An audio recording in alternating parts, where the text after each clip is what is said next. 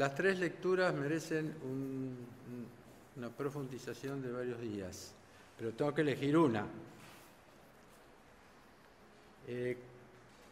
Vamos a tomar el arquetipo que se nos presenta hoy como primer punto en este camino de las gésimas que nos lleva a conectarnos profundamente con nosotros mismos, porque lo tenemos en nuestro ser más profundo, en nuestro ADN. Y justamente desde el ADN vamos a hablar de Adán, ADN. Oímos el relato del Génesis que Adán y Eva comen del fruto del árbol del conocimiento de lo bueno y lo malo. No es una manzana, es un árbol del conocimiento de lo bueno y lo malo.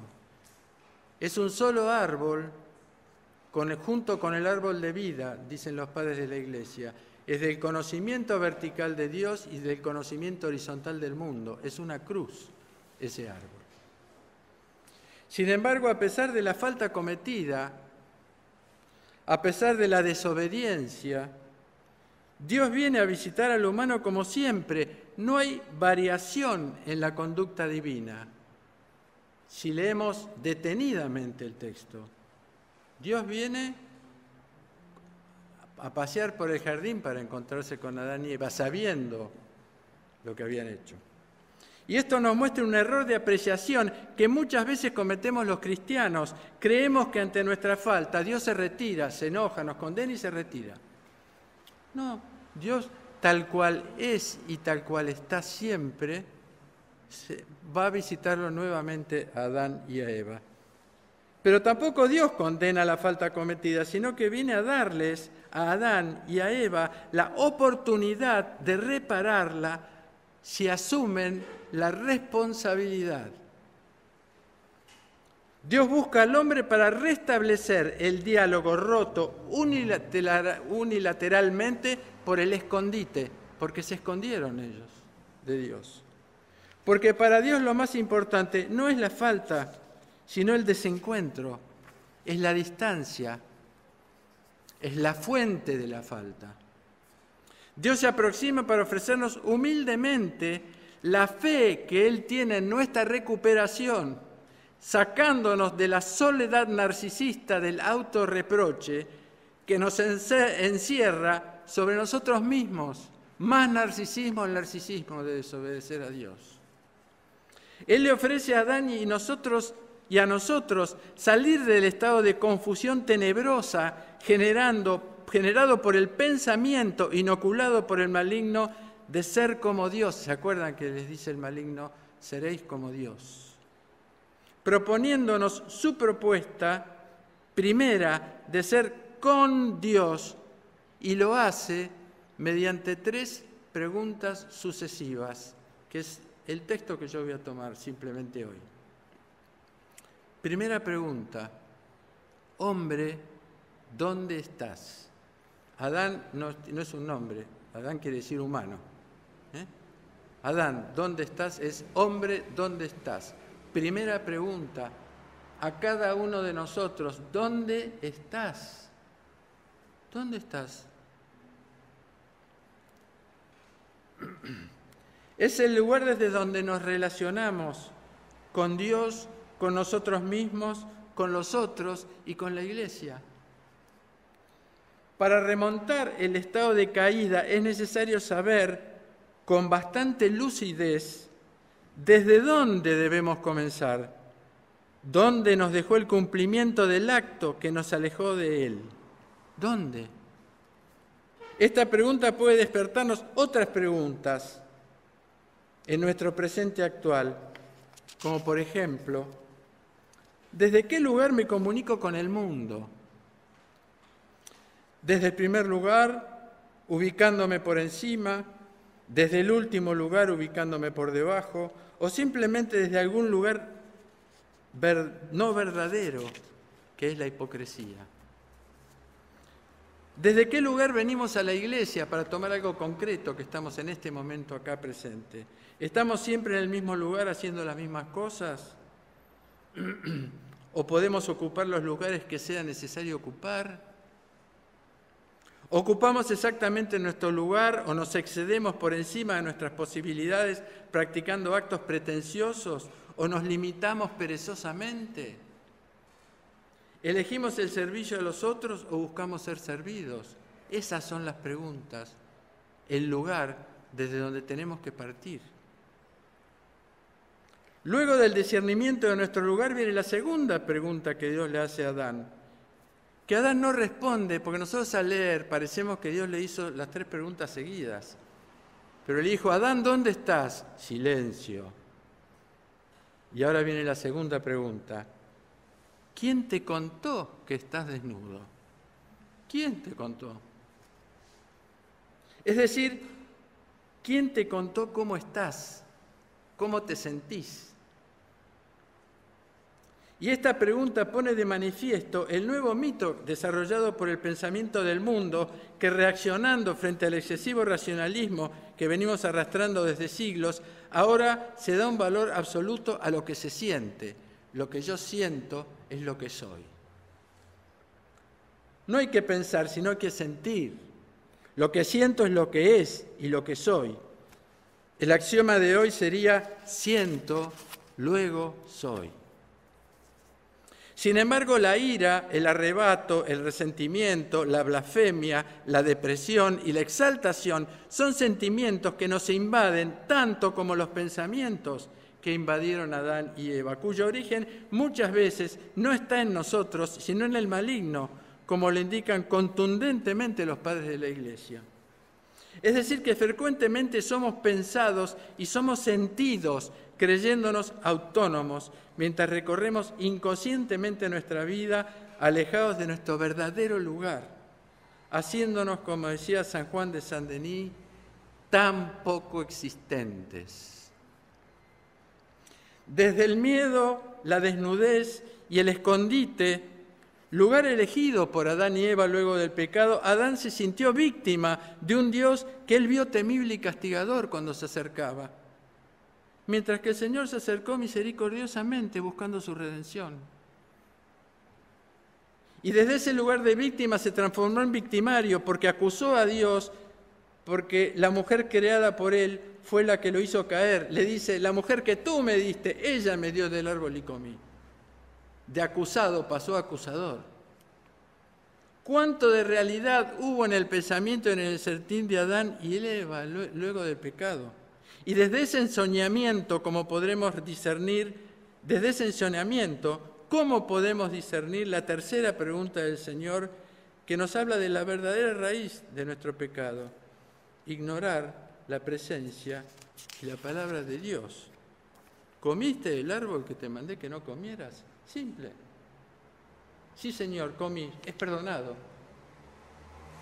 Inmediatamente. ¿Cuánto de realidad hay en nuestro pensar y en nuestro sentir luego de tantos siglos de distancia frente a Dios? Frente a un Dios que sentimos que nos condena, que nos persigue, que nos juzga. Dice Antonio Machado en su libro Proverbios y Cantares, en mi soledad, soledad de Dios, he visto cosas muy claras que no son verdad. Es por esta razón que los padres del desierto, los grandes psicólogos del alma y del espíritu de todos los tiempos, nos dicen que tenemos que desconfiar de nosotros mismos todo el tiempo hasta el fin de nuestra vida. Y en ese momento es cuando puede nacer en nosotros la confianza plena y absoluta en la palabra de Dios.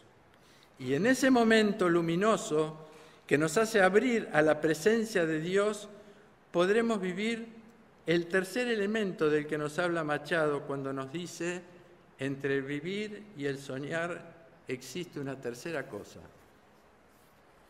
despertar.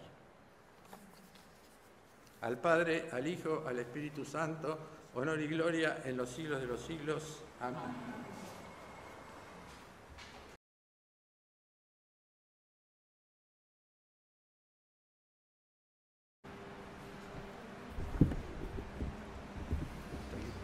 En el nombre del Padre, del Hijo y del Espíritu Santo. Hoy celebramos el segundo domingo del tiempo de Gésimas la 60ª, que trata de Noé y el arca. Antes de las alianzas de Dios con el pueblo hebreo y con los cristianos, Dios hace la alianza con toda la creación, desplegando en el cielo el arco iris como un signo de esa alianza. Lleno de colores, como va a estar lleno de religiones que van a estar unidas a través de ese arco, y de pensamientos humanos a la altura.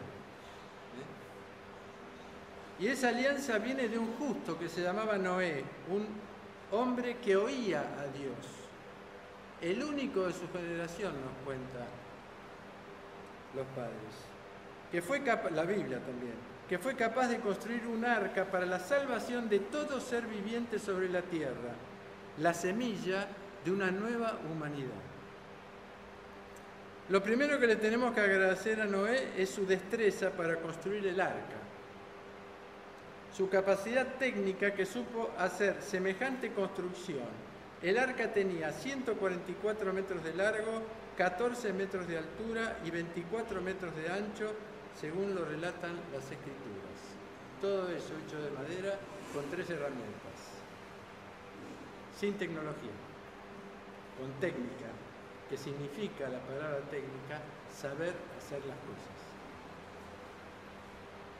Saber hacer las cosas. Este es el significado de la palabra técnica. Y Noé, junto con Dios, construyó el arca de la salvación. No lo hizo solo, lo hizo junto con Dios. O sea que cada uno de nosotros, junto con Dios, siendo íntegros, podemos construir un arca. Dice el Señor en el Evangelio de Mateo, hablando de su nueva venida: como los días de Noé, tal será la venida del Hijo del Hombre. En los días que precedieron el diluvio, comían, bebían, se casaban ellos, se casaban ellas, hasta el día en que Noé entró en el arca. Y no entendieron nada hasta que vino el diluvio que los arrastró a todos. Así será también la venida del Hijo del Hombre. Los contemporáneos de Noé se reían de él, se reían del arca que estaban construyendo, como nos comenta la tradición. Según estas palabras del Señor, con Noé podemos aprender que muchas veces la certeza de la mayoría no siempre son la verdad de los acontecimientos, que el pragmatismo de ver que todo sigue el curso normal de las costumbres no es indicativo de que todo vaya bien, y que tener fe en la palabra de Dios, aunque se rían de nosotros, puede ser cuestión de vida o muerte. Por eso en este tiempo autodestructivo que la humanidad está viviendo, es muy importante que estemos atentos para tratar de oír qué arca nos pide Dios que construyamos en esta comunidad. Nuestro obispo nos dijo en un mensaje sobre la vocación de la Iglesia en estos tiempos que cada comunidad debe ser un arca que sea capaz de recibir a los peregrinos de todas las tradiciones para convertirnos en un lugar de transmisión y de sanación espiritual. La transmisión es la nuestra, que la podemos compartir, respetando las diferencias. La Biblia nos dice: Noé era un hombre justo, íntegro en su generación, el único. ¿Qué es un hombre justo e íntegro? Para un cristiano es aquel que oye, dice y hace en comunión íntima con lo que Dios dice. Pareciera ser, no voy a hablar ahora de esto, pero pareciera ser que el hombre íntegro es aquel que carece de voluntad propia. Es aquel que carece de voluntad propia. ¿Se escucha? Pero no voy a seguir con ese tema porque es todo un tema eso.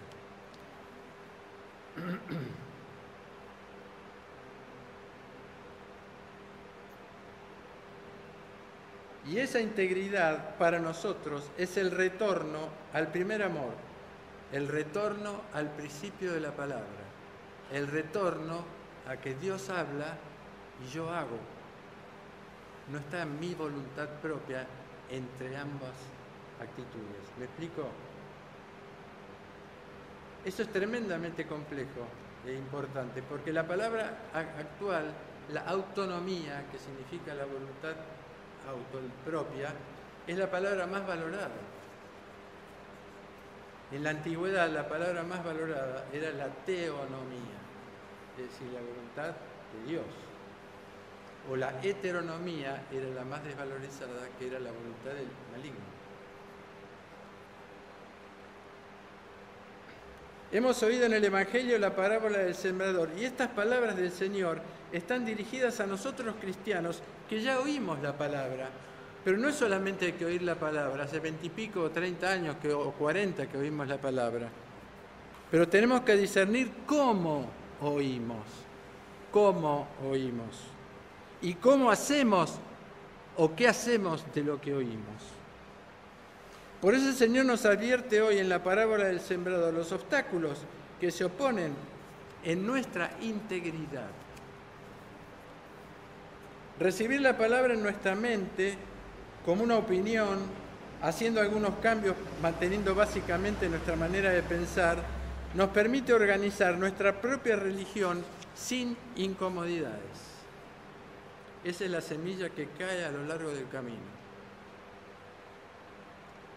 Otro obstáculo es recibir la palabra en nuestro corazón con la alegría superficial de la novedad, pero que se transformará en tristeza cuando nos demos cuenta que esa palabra es un compromiso que origina una conversión profunda que no estamos dispuestos a acceder a eso. Entonces esa palabra deja de alegrarnos y se hace una exigencia en la que hasta nos podemos sentir explotados por Dios o por los otros, huyendo enojados hacia la comodidad de las costumbres y de las retribuciones. Es la semilla que cae sobre la piedra y puede ocurrir que caiga todo piedra sobre piedra.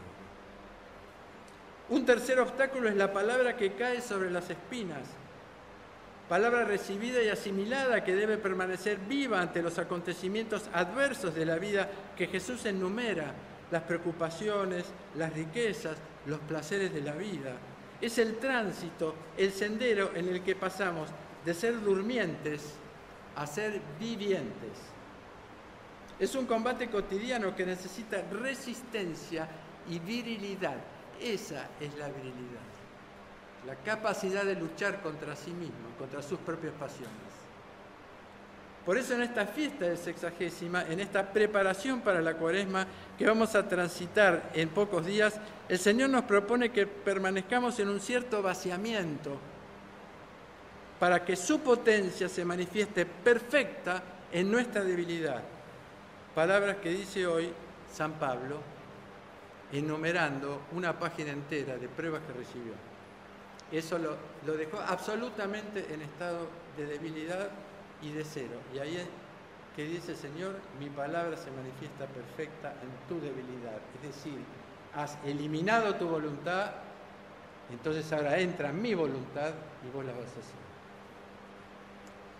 Porque si el Señor se quiere sembrar Él mismo en nosotros, como cantamos después del Kyrie, tenemos que ser tierra disponible, tierra hospitalaria, discreta, humilde, dispuesta a recibir la fertilidad del aliento divino, el aliento húmedo divino, para multiplicar la vida en nuestras pequeñas muertes.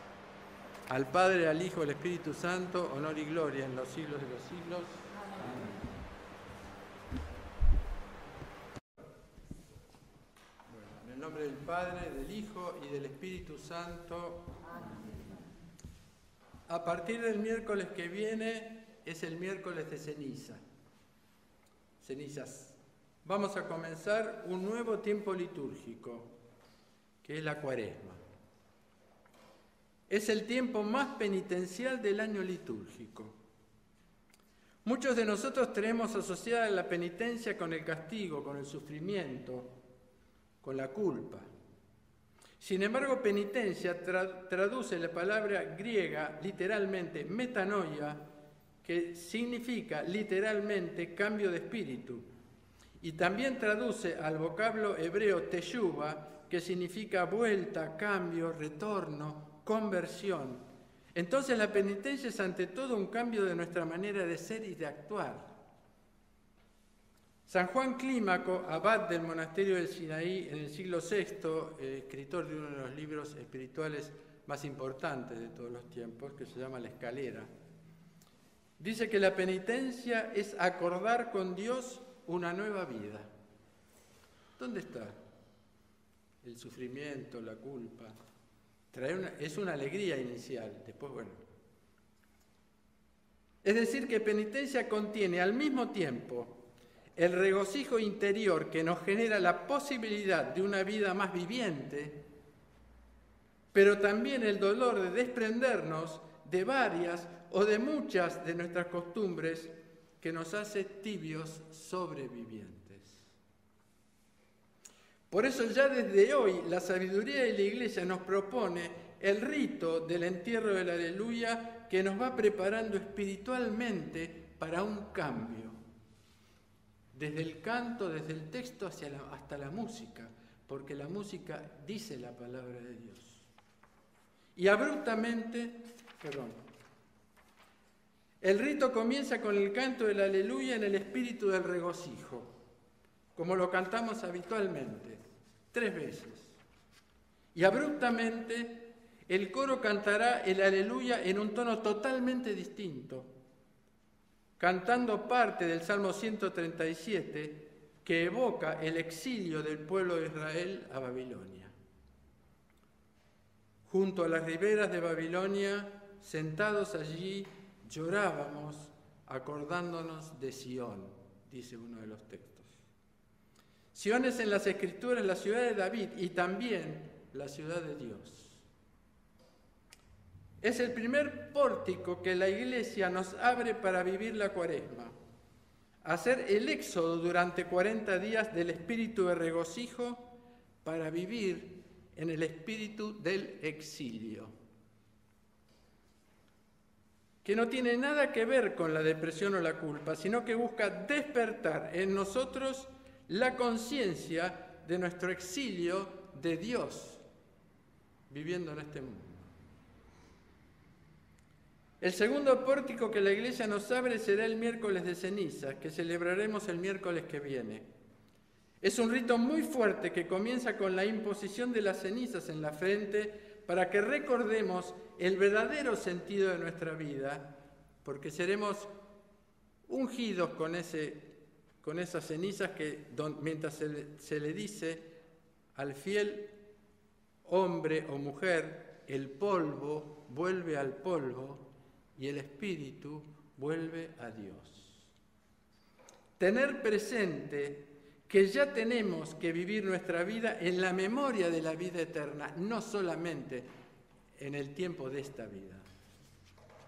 Y posteriormente somos invitados a compartir el rito del perdón mutuo. Todos nos pediremos perdón a todos, para que podamos vivir este tiempo liberados de todo sentimiento de discordia, salir de nuestras componendas infantiles para encontrarnos en Dios seriamente con nosotros mismos.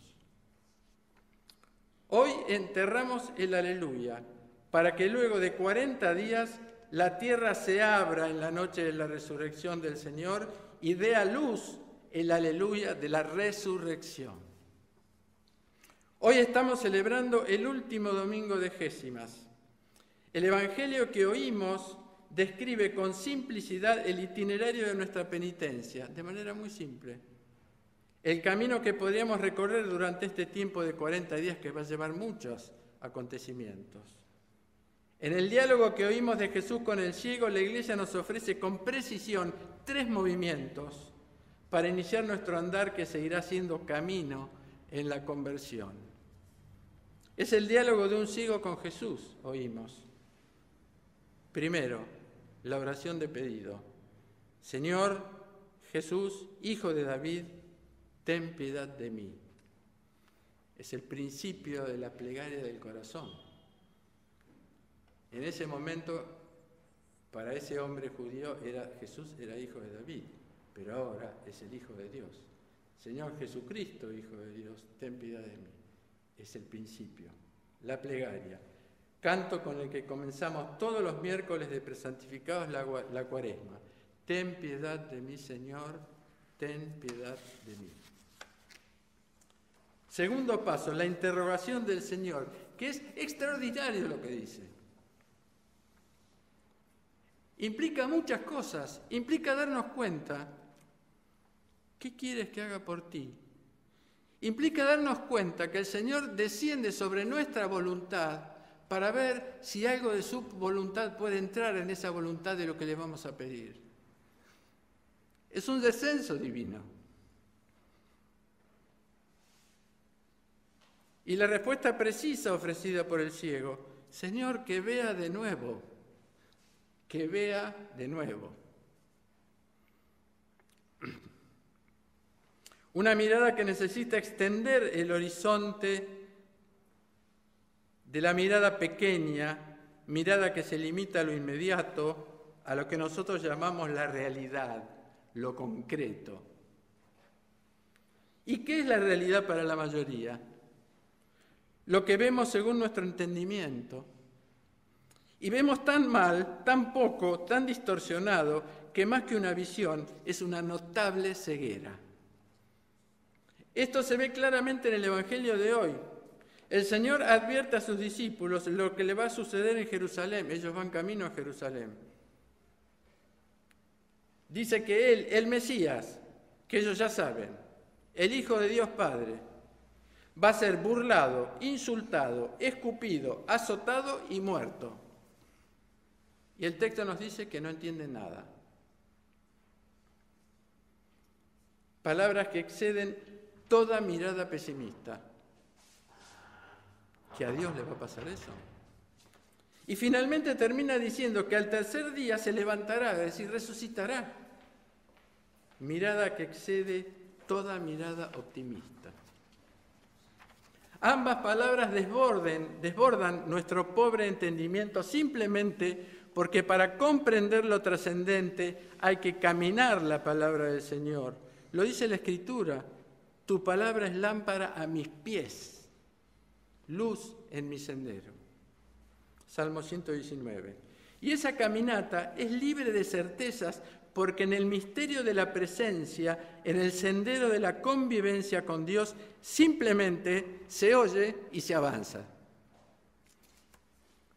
¿Y para qué Dios nos pide el desentendimiento? Simplemente para ungirnos con el ágape divino. Confundimos la palabra caridad nosotros con filantropía. Es decir, la caridad no es la misericordia que le da al pobre o al pobre en cualquier nivel algo. El ágape no es eso. En la misericordia Dios permanece por encima nuestro, porque nos da, porque necesitamos. En el ágape Dios está por debajo nuestro para ofrecernos. Y ese es el ágape. El ágape divino es la energía increada que hoy Pablo en su epístola revela con 15 atributos que pueden ser sembrados en la tierra fértil de nuestra desnudez voluntaria. El mismo desentendimiento oímos en la primera lectura de hoy, terrible y maravillosa al mismo tiempo la lectura de hoy. Dios le pide a Abraham que ofrezca a su hijo Isaac. ¿Y qué es Isaac para Abraham? Es todo lo que tiene junto con Sara, la vocación, la descendencia, la promesa de Dios mismo, el aparente sentido de todo lo vivido hasta ese momento. Dios le impone a Abraham que abandone su vocación y la vida de su propio hijo, es decir, todo lo que tiene y ama, para que en ese acto de ofrenda absoluta por amor a Dios, él sea el primero en comprender profundamente lo que Dios iba a hacer por nosotros. Y ese es el final del camino de su verdadera vocación. Dios necesitaba de un ser humano que se anime a entregar a su Hijo, a su único, para que en él la humanidad pueda aceptar en sus entrañas el acto infinito del amor del Padre que sí entregó a su Hijo para nuestra salvación. Gracias a que un hombre entendió eso y lo pudo hacer, porque no es entender, es hacer, y lo pudo hacer, Dios detuvo el cuchillo de Abraham, pero no va a detener la cruz del Hijo. Lo mismo que María, cuando se le ofrece a María lo inentendible que va a parir a Dios.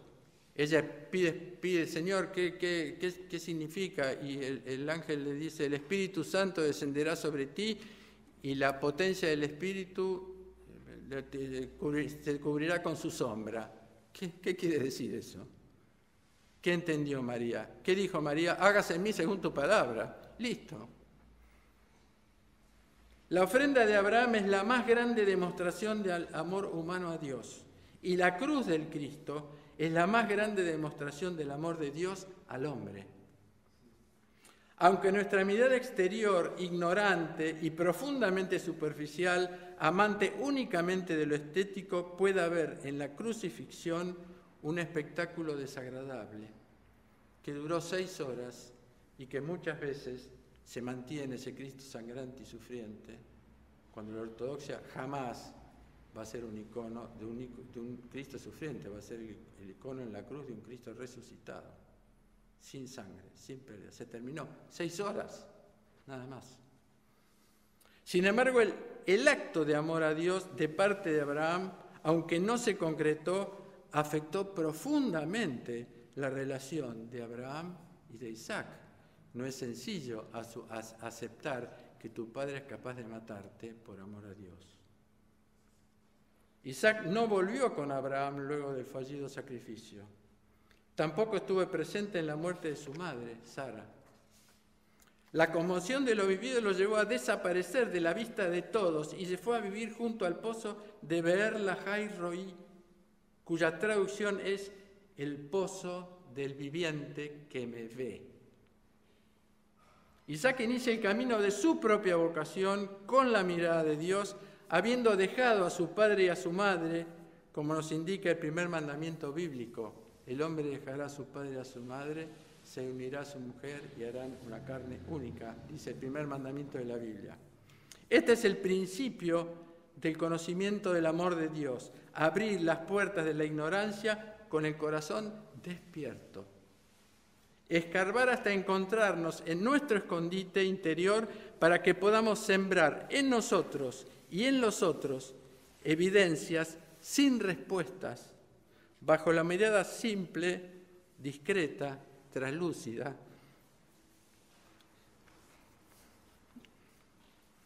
del viviente que me ve. Al Padre, al Hijo, al Espíritu Santo, honor y gloria en los siglos de los siglos.